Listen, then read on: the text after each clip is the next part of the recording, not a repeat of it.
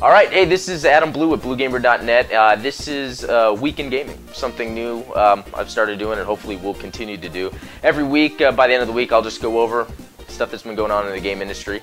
A few things we're going to talk about this week. We had the CEO of EA step down, John Riccitiello, Fettuccini. I don't know how to say his last name. I think it's Italian.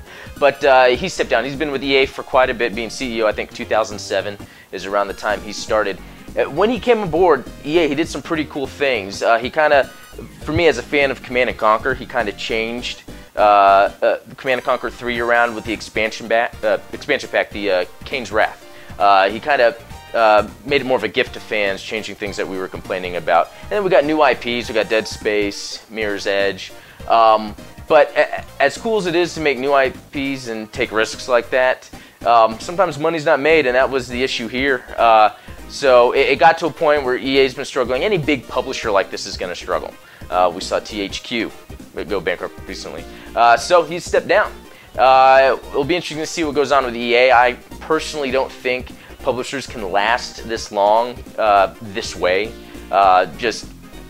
It seems like they just have to make broad mainstream games, huge budgets, and they expect to make a certain amount of money, and it's just not going to happen. That's why we're seeing tons of smaller companies, developers, publishers pop up out of nowhere, taking PC by storm. Tons of cool games, but we'll see. Next up, Gears of War Judgment was released this week. Now, I am not a Gears of War fan. I've tried all the games. The multiplayer's kind of fun, nothing that I would stick with, but I always give a game a shot. And playing Gears of War Judgment, it's just kind of the same. For me, it's kind of boring. I think if you're a fan of Gears of War, you might like it. The multiplayer I haven't tried yet. We might have a multiplayer review up on Blue Gaming here shortly. I've got a friend of mine that's going to be playing that. But until then, if you're a fan of Gears of War, I say it's worth playing.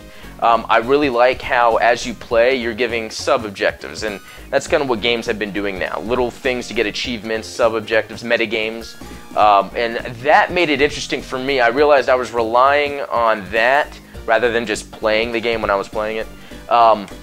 So yeah, I do think it's worth playing if you're a fan, or just to check out. But if you've never been a fan of Gears of War, might as well skip it. Another thing going on is the Steam, I guess, registry that people are able to look into. I don't know how this is done exactly, but people have been finding interesting things in there, achievements for games that haven't been announced yet, and then they have been getting released. One was this Super House of the Dead Ninjas, which is an excellent game. Came out as a web-based game late last year, made by Megadev. And then, I tweeted them, I was like, hey guys, this needs to get on Steam. They didn't really have anything to say about that, but then the Steam registry showed it being possibly released. Not too long after that, it actually got announced for Steam and came out. Excellent game, you should pick it up. But other things on there was the Halo series. Halo series having Steam achievements, or not necessarily the achievements, but for them being listed in the registry to come out. Now this is interesting.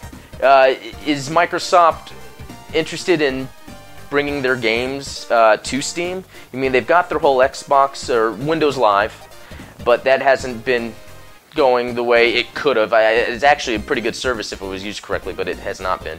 But yeah, so does this mean Microsoft is going to release games on Steam?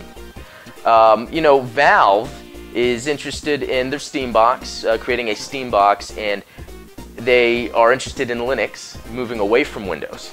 I'm almost thinking there's one or two things here going on, or three or four or five things.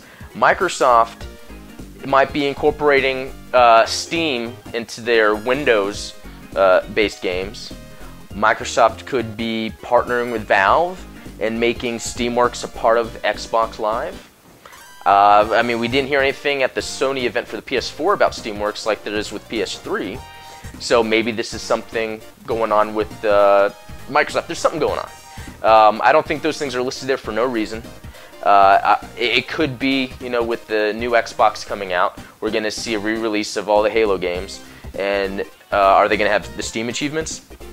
This is very interesting. I'd like to see where this is going. We might find out more by GDC or E3, so we got to stay tuned for that. Up next, okay, so Battlefield Endgame, Battlefield 3 Endgame, that's been released. It's kind of staggered if you have Premium, if you have Xbox, PC, whatever. All I know is I've been playing it this week on the PC, and it is most excellent. I do have the 7970 ATI graphics card, or AMD, whatever they're called now, and it really brought Battlefield to the next level for me. I've always been able to play it on high settings, but getting 60 plus frames per second with a high-end video card really it made the game easier for me. It's very fluid. It's more in tune with my natural reactions on the mouse, and Endgame just brings it to a whole new level. It seems like there's a lot more going on. I'm more of a close quarters type of player. In these Endgame maps, there's a lot of areas where you can move into like little warehouses, little bunkers, buildings. Using motorcycles, I can quickly get there, kind of post up, meet up with Sean, whoever else I'm playing with, and we can start taking people out. I'm partial to the SMG, so that's kind of my way of playing, and I can play that way and have fun. But it is excellent. If you check bluegamer.net, I do have a review up for Endgame. I think it is totally worth it. It is what real DLC should be, which is from the 90s Free PC Gamers expansion packs. It's totally worth it and everything.